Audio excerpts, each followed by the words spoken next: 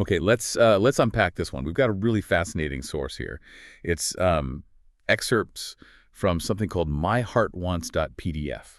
Right. And it reads very personally, doesn't it? Almost like a diary or a memoir. Exactly. It tracks this very specific kind of transformative time in the narrator's life. And our mission really for this deep dive is to get into that, explore the journey, which is pretty unexpected. Yeah. It's about two people reconnecting later in life, finding adventure, love, and all the surprises that, pop up when you suddenly decide to chart a whole new course. Right, when you maybe thought things were kind of settled. Mm-hmm. What does it actually feel like to find that kind of happiness, feel really seen, maybe after years of being alone? That's the core of it. And we follow the narrator, Jackson. He's the one who initiates things, reaches out to old classmates. The big leap. A huge leap. And the person who responds, who joins him, Donnie. Someone from his past, grade school even. Wow, way back. Yeah, but their lives went in totally different directions until this moment. And that moment, that reconnection, that's really where our deep dive kicks off. Jackson sees Donnie again. First time since their 20th reunion, I think. Yeah, sounds right. And he's just floored. Says she looked amazing. Like she was aging in reverse, he says. Mentions her brilliant azure eyes. You really feel his, surprise and maybe admiration there. It jumps out. And clearly it wasn't one-sided. Or at least the possibility of this connection sparked something big in Donnie. Definitely. She tells him she hadn't looked forward to anything like this in a long, long time. Just getting out of the house, to even talk about a potential trip that felt significant for her. Which is powerful when you think about how it all started. Jackson sends this email. To 130 classmates. Right. People he maybe hasn't seen in 50 years. Just looking for one person, he says, for a last great adventure. Incredible. And Donnie replies. Yeah. He describes finding her response, you, Donovan Marie Flowers, like this happy accident. Almost a miracle. And maybe the timing was just right. They both had this shared vulnerability, Mm-hmm. The source mentions recent divorces for both. Donnie's sounded particularly rough. Right on her 62nd birthday, calls it god-awful. Oof. And Jackson mentions his own, maybe something he'd sort of compartmentalized. And that shared feeling of having been alone for too long, it creates this fertile ground. Yeah, that history, that shared sense of being solitary. It leads pretty quickly to Donnie opening up. Right. In Memphis, early on, she voices this fear. Which feels so real. She's scared. The connection, this whole thing will just end. And Jackson's response there is, well, it's pretty telling. What does he say? He tells her basically, don't borrow trouble, be here with me in this moment. And then he says, it's you and me against the world. Wow. That's a big statement so early on. It really is. Shows commitment, partnership, right out of the gate. Like a foundation is forming fast. Okay, so they've got this spark, this growing connection. Yeah. And then they turn to the practical stuff, planning the trip. Yep. Departure planned for November 1st, right after Halloween. And the ride. It's not some fancy RV. No, it's a van. The source makes a point of its practicality. 8 feet of unobstructed cargo space. And that full 6 feet of headroom, which he calls a beautiful thing on the road. Makes sense. Plus a comfy mattress. The basics for van life. And you got to have snacks for a road trip, right? The traveling snack bar. Oh, yeah. The source lists them out. Jackson's jerky and peanuts. And Donnie's white cheddar popcorn and strawberry Pop-Tarts. Classic. And lots of ice-packed diet Arnold Palmers.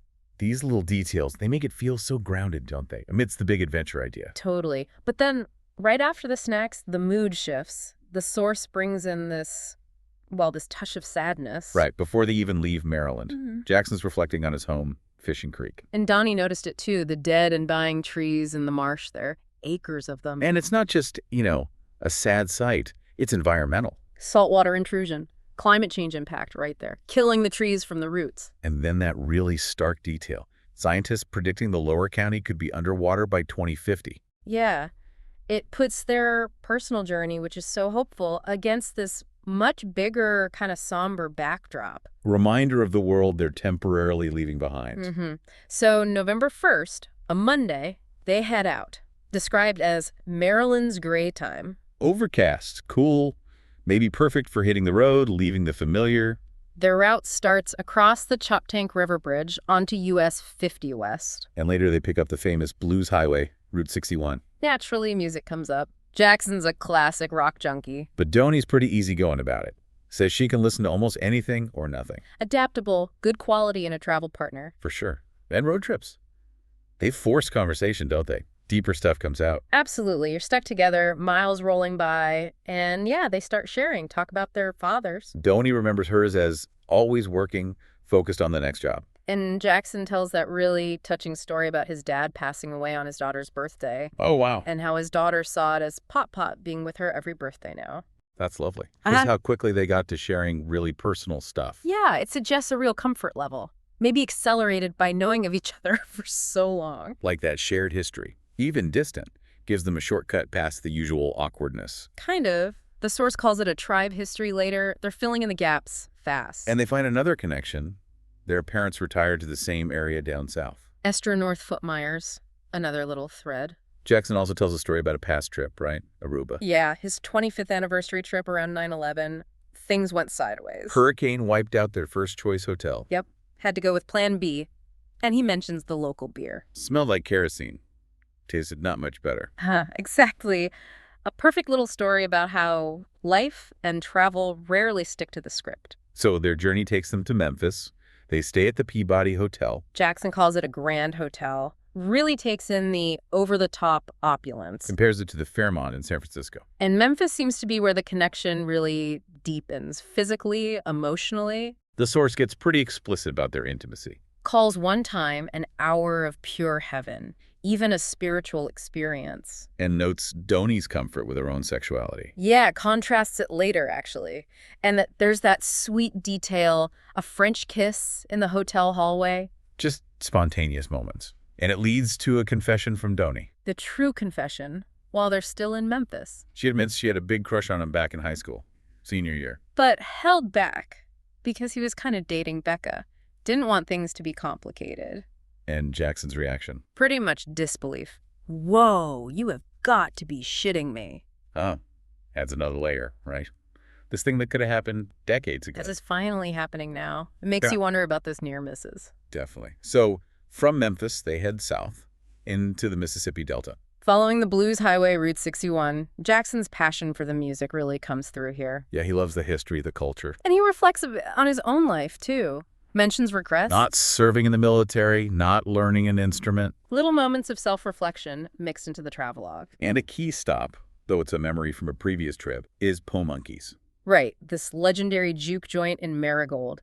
He visited years ago with someone named Lila. And the description is vivid, decrepit, ridiculously tiny shack. A cultural landmark, though, surrounded by old cars. There's even a marker explaining juke joints as places to dance, forget troubles. And Po Monkey survived, became this destination. Real living history. Inside, he remembers the owner, Willie Seabury, big boy. And his collection of zoot suits. Nearly 100 of them. The Polaroids on the wall. Seabury in different suits with wigs, aprons. And that rubber accessory. Jackson calls it the strangest bar decorations ever. Remembers T-model Ford playing. Lila being skeptical at first, then relaxing. And it's interesting, Jackson notes his mind kind of blending memories of Donnie and Lila in that moment. Like Donnie's starting to occupy that important emotional space for him. Exactly. Subtly shown. Okay, so they continue on. Visit the Onward store, another place Jackson's been before. 5 or 6 years ago. And Molly, who runs it, remembers him. Oh, hell yes, the Yankees, she says. And teases him about doing okay with the ladies for an old fart classic. He meets her son Lenny, who helps out. They sit and chat. And Jackson tells them about that solo trip he took after Lila left. Canceling RV plans, heading to Charleston instead. Yeah. Bought a bike, explored the city, called it incredible, extraordinarily beautiful. And Donnie's reaction is simple but meaningful. She asks him to take her there sometime. Just quietly asks. Says a lot. Molly jokes about wanting to go too. Molly then asks about Lila. Did he hear from her again? He says, yeah, she showed up later, stayed a week, took her crabbing. Which she apparently loved, called it the coolest experience. And then Molly comes in with another zinger. Asking if he got all up in that stuff again. Haha. And Donnie's reaction is priceless. Gives him a death stare. Then cracks up and winks at Molly. It's a great moment. Shows how comfortable and confident she's become in the relationship. She can roll with it. Totally. And the visit ends with more spontaneity. Molly invites them for dinner with friends. Rufus and Nipsey Conaway. Jackson just notes the trip kept getting better and better. Sounds like it. Eventually, they reach Natchez, Mississippi. Another historic city. He's a bit bummed the old EOLA hotel is closed for renovation. So they stay at the Magnolia Bluffs Hotel and Casino instead. Still, happy to be in the oldest city on the Mississippi. And Key West features a fun little quest, finding the best Cuban sandwich. Right.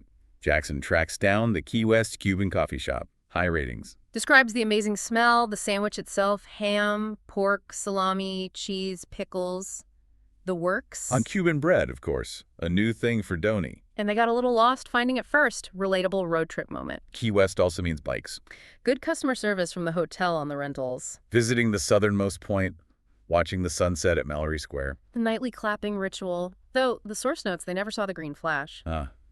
Always elusive. Okay, so after Key West, the tone shifts a bit again. Yeah, back from the sunshine, things get, well, deeper. Facing realities. Planning. Back in Natchez, the intimacy is still there, but the conversation goes to tougher places. Donnie asks about his ex-wife, Annie. And Jackson reflects on their divorce, calls it that failed balancing act. Jobs, kids, bills, losing the love. A pretty common story, he suggests, for their generation. Then Donnie asks him straight up if he was a sex addict. Whoa. Direct question. He denies it, but he does contrast Annie's tentativeness in bed Saying he never felt he rocked her world. with Donnie's uninhibited nature, which just blows him away. And Donnie credits her first love for her comfort with sex. It's incredibly open stuff for a fairly new couple. Again, speaks to the speed and depth of their bond. They share other vulnerabilities, too. Jackson talks about his memory issues, trouble with names, Doctor says it's normal. He's trying that jellyfish protein supplement, holding on to hope. and Donnie's understanding. Accepts it. Then Donnie shares her secret source of shame. That feeling after giving money to a homeless person, Mm-hmm. ashamed, she compartmentalizes her blessings. Yeah, feeling she doesn't live up to her father's example. It's really honest about internal struggles. And Jackson shares something significant, too, about his ex-wife Annie's gay brother, Alan. And Annie's pain over him never coming out. More layers of past complexities and heartaches. But through all this, there's still this strong sense of, well, fate. Serendipity. Donnie really believes they were meant to find each other. Says she's happier than she ever imagined being after her divorce. And Jackson feels like a lucky man, despite past hurts. But alongside the joy, there's that growing worry about Donnie's health. Yeah, maybe pushed aside during Key West, but it returns. The trepidation return. She sees a doctor, Dr. Trope, about memory and balance. SPECT scan is scheduled, which is, brain imaging for blood flow, activity, neurological stuff. And this is where Jackson really steps up. Donnie starts worrying about costs, insurance. Falling back into maybe managing things alone. Seems like it. And Jackson just stops her firmly. Says, it's what we should do, Donnie. Tells her not to think about money. His house sale will cover it. And her reaction, I love you so much. You always know what to say to take my worries away. That's partnership, facing challenges together. Huge moment. Absolutely pivotal. So the journey continues, brings them back north. Maryland, visiting Donnie's family. Her sister Paula, son Kevin, his wife Angela, the grandkids. In Hagerstown. Family dinner. Angela's biscuits get rave reviews. Best ever. Kevin invites Jackson for breakfast, shows concern for his mom being alone. And Paula notices Donnie has a new sparkle. The relationship's impact is visible. And this visit builds up to the big one, the announcement. Donnie tells her son Brandon, daughter-in-law Ashley, grandson Ethan the plan. Jackson's moving in, selling his place. They're going to get a tiny house on a trailer. To park in Brandon and Ashley's yard for visits, so they don't miss Ethan growing up. Brandon's reaction is, well, shock at first. Oh, damn. I don't know what I was expecting, but it wasn't that. But it quickly turns to tears, support. Tells her how worried they were, that she deserves happiness. Ashley and Ethan are on board, too. The source calls it a seismic displacement in the Avery family trajectory. Perfect description. Then, like the universe just decided to pile it on. Right after this huge life change, Donnie wins the Powerball. Unbelievable. Matched 5 numbers, $1 million before taxes. About $600,000 lump sum.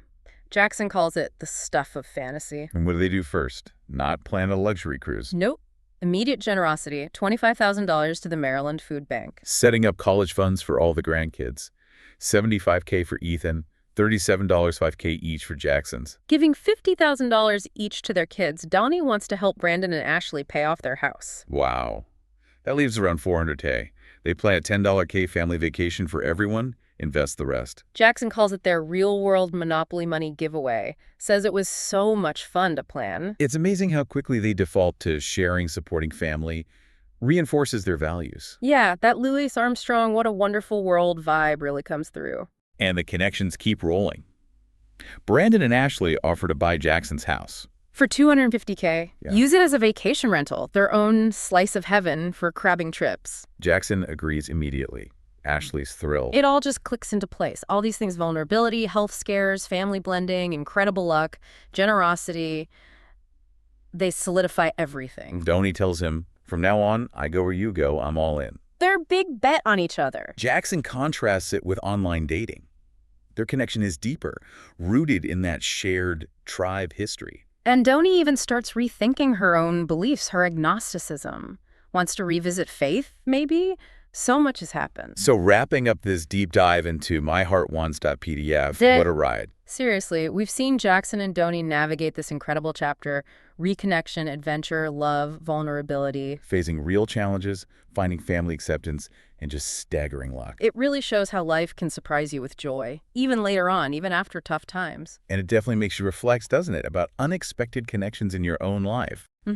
What happens when you open yourself up again after loss? Or how you handle those big life shifts, planned or totally unexpected. And navigating family dynamics when you blend lives later on. And the source leaves us with this really resonant final thought about home. Yeah, Jackson talks about Key West having that there-ness, like it's the place. But then Donnie tells him simply, "With you, I am home." It forces you to ask, what does home really mean? Is it the bricks and mortar, the town on the map? Or is it, like Donnie finds, a feeling, a connection, that sense of belonging you find in someone else? What does it mean when your home becomes a person? Something powerful to think about.